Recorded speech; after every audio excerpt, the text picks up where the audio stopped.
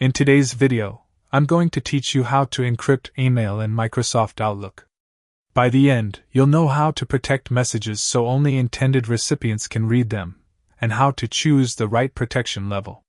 Start by opening Outlook and composing a new message by clicking New Email. Before typing anything sensitive, turn on encryption. In the Compose window, go to the Options tab. On Windows, look for a lock icon labeled Encrypt. On Mac, it may be on the ribbon or under the 3-dot More Options menu. Click Encrypt to enable protection. You can send with the default Encrypt Only policy or select a different policy based on your needs. Encrypt only secures the email content so it cannot be read by unintended parties but allows recipients to forward it. Use this for general confidentiality. Do not forward adds stronger restrictions. It encrypts the message and prevents recipients from forwarding, copying, printing, or editing.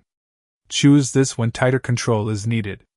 For work or school accounts with Microsoft 365, you may see Microsoft Purview or sensitivity labels like confidential or highly confidential. Applying a label enforces organization-defined protection rules, automatically setting encryption and restrictions. After selecting the appropriate option, compose your email as usual. Add recipients, write a clear subject, and type the message.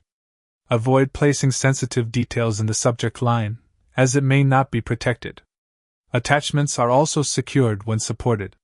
When finished, click Send. Recipients may need to verify their identity depending on the policy and their email provider. That's it, you've encrypted your email in Outlook and chosen the right level of protection. Use Encrypt only for basic confidentiality. Do not forward for stricter control, and sensitivity labels for organizational compliance.